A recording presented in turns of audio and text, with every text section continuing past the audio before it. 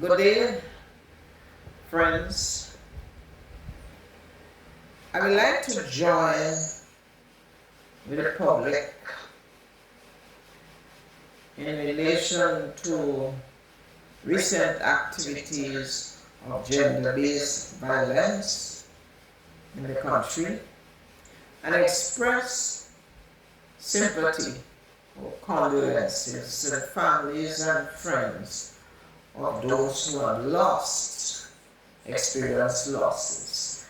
I was listening to a GBN program, Beyond the Headlines, on February 16th in particular, with Colin Dow being the host. And for that discussion, the title was Beyond Tragedy. And the forum was about gender-based violence. And my attention was caught with one of the panelists who gave the testimony of a rapist, from past experience. She talked about the rapist actually stating that he couldn't control the behavior, so it was compulsive. And she said he broke down in tears, saying that he wished he could get help, and right, so they at that time had made a suggestion regarding chemical castration. And that brought me back way back in 1980s doing studies in one of the psychology classes. I think it was educational psychology, because we had done about 6 different types of psychology as educational students. And the topic was, that topic then was types of lies. And the compulsive liar came up as one of great interest. And I never forgot it. And in the recent times, I have been seeing a lot of evidences of compulsive lying among our public, or people in public life, on the media, in interviews, and so on. So what I have come to realize is that, in both the rapists, the compulsive rapists, I should say, and the compulsive liar, both of them are in the same boat. Yet, we have an ironic situation of pot telling frying pan is bottom black, where the rapist is sent to prison and penalized, while the compulsive liar is hailed as a public hero, when both are emotionally helpless conquerors and need psychiatric intervention. Now, according to Google information from Google, A compulsive liar is someone who habitually lies.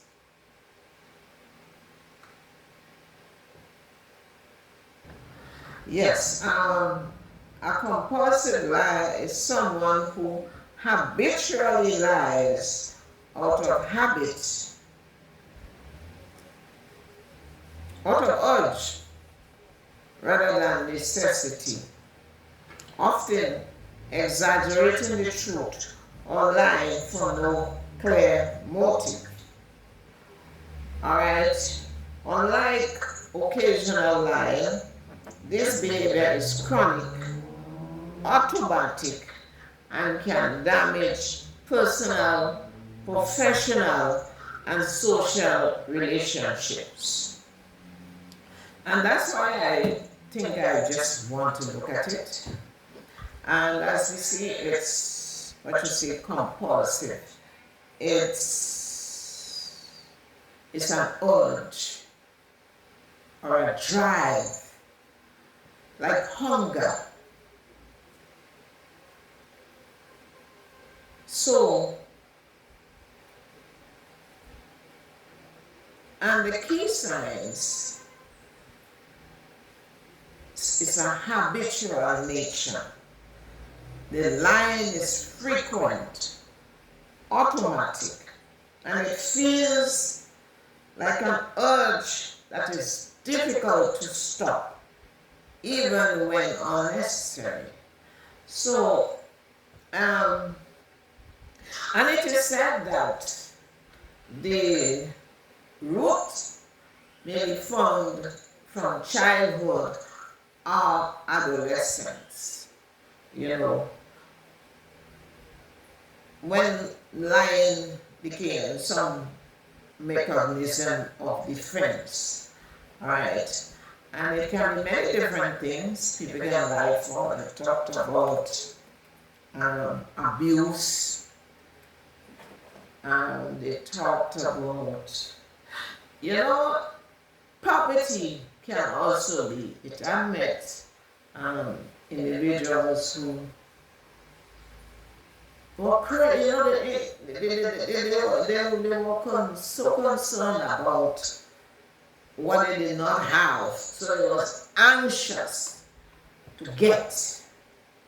All right, some people low self-esteem and things like those. Some people it's a game of conquest. I've known again a young youth lie as a game of conquest.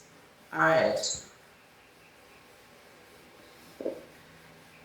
And he's lying to big people and they controlling teachers and so on. So, and for them that's a habit. And they get a good vibes from doing it, not knowing what the impact might be later. So it's habitual, it's frequent, it's automatic. And it becomes difficult to stop later. Alright? We say there's no clear motive. Lies are not always told for gain or to hide something. Sometimes they are told simply because it's easier, or a habit. If I want to clarify this one a bit, sometimes you might beat a child or punish them in some form for something that they might have done, and the behavior might occur again. And they don't want to get licks or to the punishment. So the easier thing to do might be to tell a lie. So you see, when you're going to get off this time,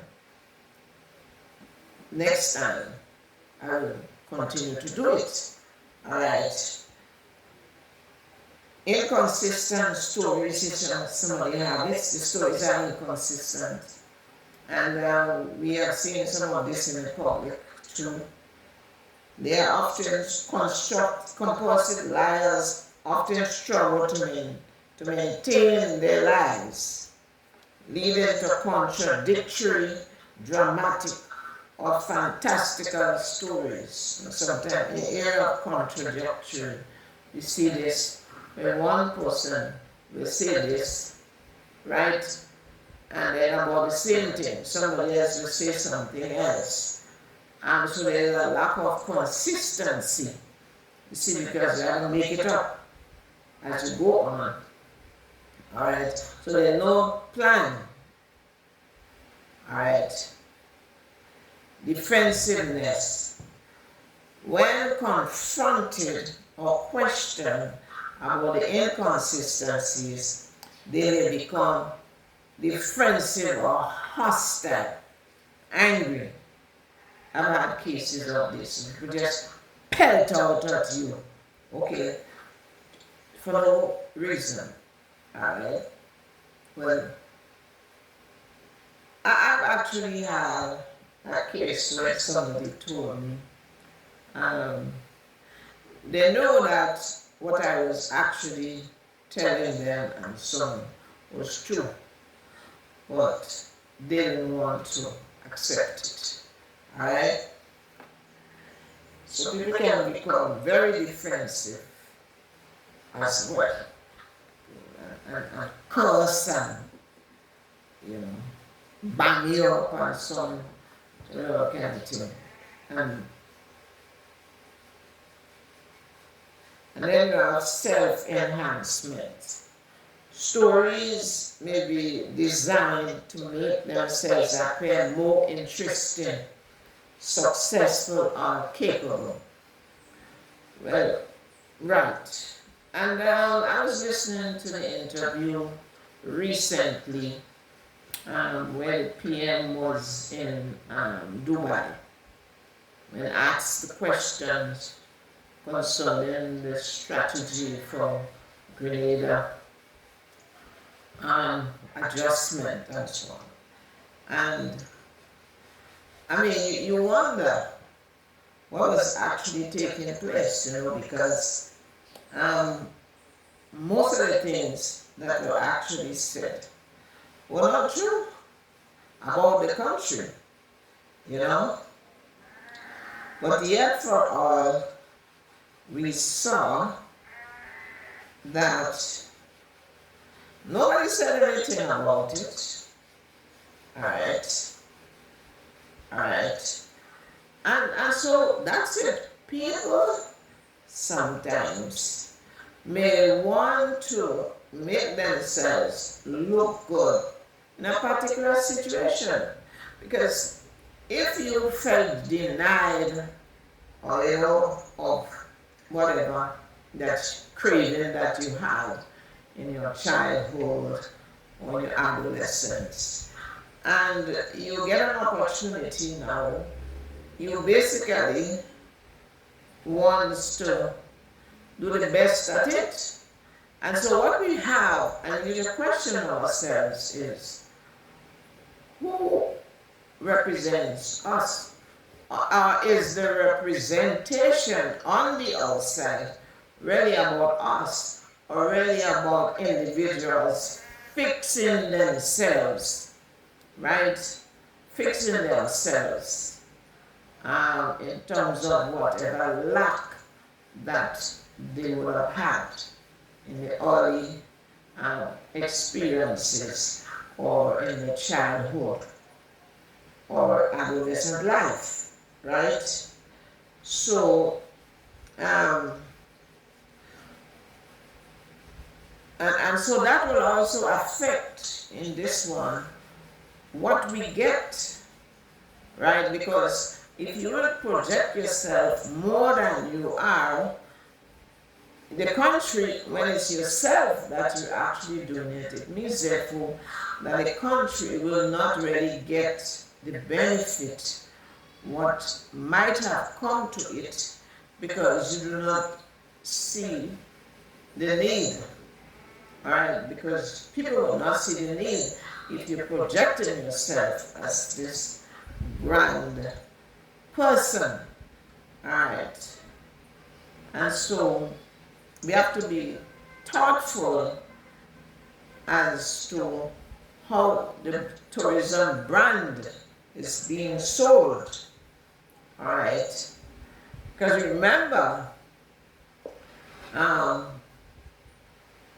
what we might think looks good, or we might see as looking good, we need to listen to how the thing sounds.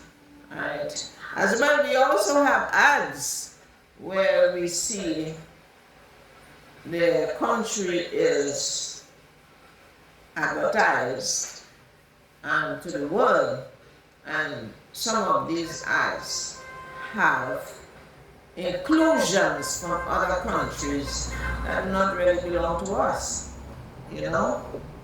So you talk about influence and impact, right, and believability. Do we have to lie to get notice, or are we, in the end, doing damage? All right. So one can get the perks. The liar can get the perks. All right. But we have to consider whether or not the country itself is getting the benefit, and whether or not we are encouraging bad situations for ourselves with helpless individuals. All right. And some of the causes they say here, and I said that already, effects of compulsive lying, relationship breakdown, inability to maintain trust. And we see this is a confusing thing right now publicly in the country. You know, we don't know what to trust again. And when you see trust is a funny thing, because when you put that confidence in people and you feel happy and so on, and then you see that trust begins to erode, it actually damages one emotionally and mentally. That's the one trusting him. And so it's inability to maintain trust, resulting in damage or terminated friendships, family bonds, and professional relationships. All right? So we have to be careful about compulsive lying. Relationship breakdown, inability, I said this one already, emotional distress, high levels of anxiety and frustration from both the liar and those around him. Right? And we are experiencing this right now. You know, you hear people calling in programs and talking, and you experience for yourself. Right? Social ramifications, the social, professional, and personal consequences of being known for dishonesty. You don't want somebody to be branding you Mr. Dishonest or Miss Dishonest. So the first thing they will see after a while is dishonesty. So you start running inside your brain when you see the person, or the person stands up to make a presentation or so, and you're not hearing anything, because your mind is concentration and all the lies. All right. Management and treatment. While there is no specific medication, psychotherapy is considered the primary treatment to address the underlying causes, and you need to see a psychiatrist. You need to do some programming, neuro-linguistic programming, so to go back into the childhood or the adolescence where this thing is rooted, and try to find the root cause. And then when you know what are the root cause for this lying behavior, then one can look at strategies, right, to curb the behavior, all right? Because, as we say, this thing is bad for both the person and for the recipients of the behavior. All right, it damages you psychologically, socially, professionally, etc. And I'm sure that we don't really want to continue this battle in the society, where people are just, arguing back and forth. And, people always have to be analyzing and assessing everything, because everything, is tainted with lies. We will prefer. We are a people, actually, with a heart, all right? And we will generally want the good for the other. And we love our people, but we are seeing how this compulsive liar has actually, it weathered our vision, weathered our appreciation. It's like this, the elasticity in this garment. You see, it's worn out. If you try to wear the pants, you have to like prop it up, tie it up or something, because it doesn't have, its binding force anymore,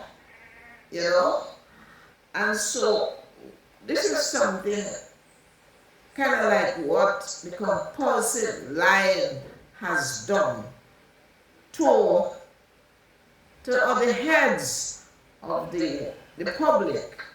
All right, we just don't know how to trust again, because there has been so much lying, that the fabric of our heads, our listening heads, and our feeling and so is all eroded.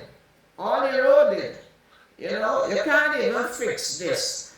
Basically, you have to get a new garment. So we want to say that compulsive lying is serious, just as the rapist, which is also a compulsive behavior, is serious, and both of them need intervention. All right, and so when you want to solve a problem, you have to be strong enough to be able to let people know that you are serious about stopping the behavior and making changes, all right? And you actually take intervention that will cause the people to stop and consider. So sometimes you have to remove them from the activities that they are doing, because in order to help them to help themselves, all right? Because they need to be stopped. It's a driving force that is behind them, which is chronic. And just like, for example, you want to rehabilitate the alcoholic or the rapist. And you have to take them and put them away, for this therapy for a while. You have to do the same thing with a chronic liar. If the person wants to change, or sometimes you have to force the behavior because of what the impact is happening. What impact is happening. Alright, so we must not play games, alright, with the things that are affecting us badly. We must not play games with our compulsive liar, thinking that this person is going to change. With time, the person might get worse. Alright, we have to take intervention to protect the public.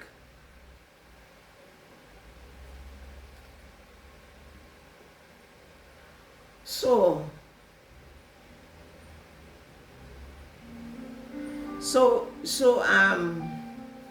we want you to feel